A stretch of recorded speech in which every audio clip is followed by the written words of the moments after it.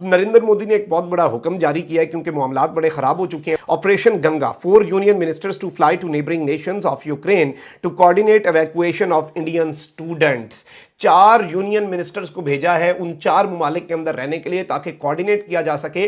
दो neighbouring countries हैं, एक ही तरह का माहौल है, एक ही तरह का आप कह लीजिए कल्चर है, एक ही तरह का काम करने का तरीक़ाकार है। क्या वजह है कि वहाँ के लोग ये करने में कामयाब हो गए और हम अभी तक बैठे हुए हैं। अब मैं आपको बताती हूँ कि भाई एक भी स्टूडेंट को आप अभी तक वतन वापस नहीं ला सके। अभी तक कोई कांटेक्ट नहीं हुआ। इससे अच्छा तो मर जाते हैं हम लोग, वहीं कोई आके मिसाइल मार देता हमें। मैं तो शाह महमूद कुरैशी के बारे में सिर्फ इस पे इतनी बात कहूँगा कि अगर काश आपने काम किया होता तो शायद ऐसी आपको स्टेटमेंट्स देने की जरूरत ना पड़ती। रशिया के खिलाफ फ्रंट लाइन स्टेट बन के जो अफगान जिहाद करवाया, उन्हें रशियंस को याद नहीं कि पाकिस्तान का कैरेक्टर क्या है। भूखे प्यासे हैं, कोई मदद करने को तैयार नहीं। यूक्रेन में फंसे पाकिस्तानी तलबा हुकूमत पर फट पड़े। कहते हैं तालिब इल्मों को निकालने के हवाले से झूठ बोला जा रहा है। जुबैर ने कहा सब पासपोर्ट की क्या इज्जत है, हमें अब पता चला है। ऑपरेशन गंगा जो है नाज़रीन कराम, उसके अंदर अब ये फ्लाइट्स जो हैं वो बेसिकली यूक्रेन से दिल्ली डायरेक्ट लैंड कर रही हैं और इसमें नरेंद्र मोदी ने एक बहुत बड़ा हुक्म जारी किया है क्योंकि मामलात बड़े खराब हो चुके हैं। ओपी इंडिया की खबर देख सकते हैं। Operation Ganga, 4 union ministers to fly to neighbouring nations of Ukraine to coordinate evacuation of Indian students. 4 union ministers को भेजा है उन 4 ममालिक के अंदर रहने के लिए ताकि कोऑर्डिनेट किया जा सके। इस सब के अंदर भारत ने नाज़रीन कराम ऑपरेशन गंगा लॉन्च कर दिया है। ये ऑपरेशन गंगा जो है ये वहां के भारतीयों को निकालने के वाले से है और आप ये मिनट की खबर देखें। Operation Ganga, how Indian nationals are being evacuated from Ukraine, Ukraine के वाले से। और इसके साथ ही साथ मजीद चीजें भी हैं। और ऑपरेशन गंगा जो है नाज़रीन कराम, उसके अंदर अब ये फ्लाइट्स जो हैं वो बेसिकली यूक्रेन से दिल्ली डायरेक्ट लैंड कर रही हैं और 5 फ्लाइट अभी तक इन्होंने कर चुके हैं। आप ये देख सकते हैं operation Ganga, 5th flight with Indians from Ukraine lands in Delhi. और इसमें न्यूमरस 24/7 इन्होंने कंट्रोल सेंटर्स बनाए हैं पोलैंड, रोमानिया, हंगरी और स्लोवाक रिपब्लिक, यानी कि वो तमाम तर ममालिक से जो कि इस वक्त यूक्रेन के हमसाया ममालिक हैं यूरोप के। दो नेबरिंग कंट्रीज हैं, एक ही तरह का माहौल है, एक ही तरह का आप कह लीजिए कल्चर है, एक ही तरह का काम करने का तरीक़ाकार है। क्या वजह है कि वहाँ के लोग ये करने में कामयाब हो गए और हम अभी तक बैठे हुए हैं। अब मैं आपको बताती हूँ कि भाई एक भी स्टूडेंट को आप अभी तक वतन वापस नहीं ला सके। मैं ये कहना चाहती हूँ कि ये भी हमसे नहीं हो पा रहा, हम इतना भी नहीं कर सकते, ये भी हमसे ना हो पाएगा।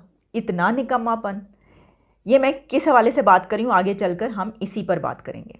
अब ख़बर ये है कि यूक्रेन के फॉरेन मिनिस्टर और पाकिस्तान के फॉरेन मिनिस्टर शाह महमूद कुरैशी साहब की बातचीत हुई है। ये बात हुई है जिसमें डिस्कस हुआ है कि पाकिस्तान के तलबा जो कि वहाँ पर मौजूद हैं उनकी सेफ्टी के हवाले से हमें कंसर्न्स हैं। बड़ी जल्दी हमने बात कर ली है, इतनी जल्दी, अभी तो सिर्फ 4 दिन हुए हैं जंग को लगे हुए और जंग लड़ते हुए उन्हें सिर्फ 4 दिन हुए हैं। इसमें क्या 3-4 हज़ार फ़ौजी कह रहे हैं मारे गए। अभी तो 2-3 शहर जो हैं उनमें दाखिल हुए फ़ौजी और कुछ हज़ारों की तादाद में कोई बम शम गिराए गए हैं, उसके ऊपर गोलाबारी हुई है, इमारतें तबाह हो गई हैं, शहर के शहर तबाह हो गए हैं। और हमें जल्दी नहीं याद आ गया कि हमने अपने तालिब इल्मों की बात करनी है, स्टूडेंट्स की। चलें कोई बात नहीं, याद तो आया। अच्छा, जो बातचीत हुई उसके बाद जो दिमित्रो हैं उनके फॉरेन मिनिस्टर, उन्होंने ट्वीट भी कर दी और उस ट्वीट में उन्होंने क्या कहा है ये मैं आपको बता देती हूँ। उन्होंने ये कहा कि अगर आपको अपने स्टूडेंट्स की सेफ्टी के कंसर्न्स हैं तो उसकी गारंटी के लिए, तो उनकी सेफ्टी की गारंटी के लिए तो एक ही तरीका है और वो ये है कि प्रेसिडेंट पुतिन को ये कहा जाए कि वो ये यूक्रेन पर जंग बंद करें। तो आप ऐसा करें कि आप प्रेसिडेंट पुतिन को कह दें कि वो जंग बंद कर दें, यही एक तरीका है आपके स्टूडेंट्स की सेफ्टी का। तो मतलब ये वाकई उन्होंने ये बात कही है और जब मैं पढ़ रही थी उसकी गहराई में आप जाएं तो वो कोई तमाचा वमाचा टाइप की चीज़ नहीं लग रही है। अब मतलब हो सकता है कि आप ये कहेंगे नहीं, आप ज़रा थोड़ी सी, मुझे तो ऐसे ही लग रहा है कि उन्होंने जो डायरेक्ट उन्होंने बात की है। मैं आपको पहले एग्जैक्ट वर्ड्स इसके बताती हूँ। उन्होंने कहा, call with Pakistani FM Shah Mahmood Qureshi, Pakistan supports steps in international organisations aimed at restoring peace in Ukraine, discussed safety of Pakistani students. I stressed the best way to guarantee their security is to force Putin to stop his war against Ukraine।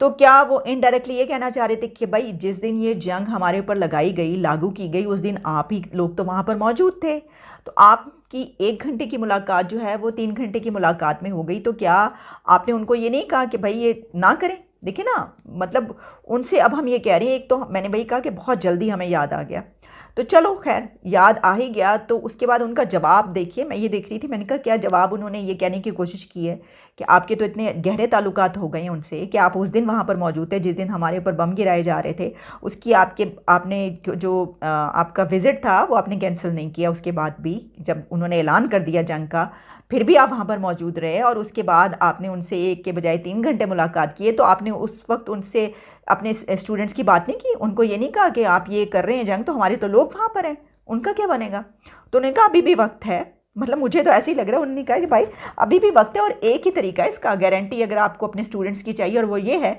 कि आप president Putin को कहें कि ये Ukraine के ऊपर war जो है वो बंद कर दें।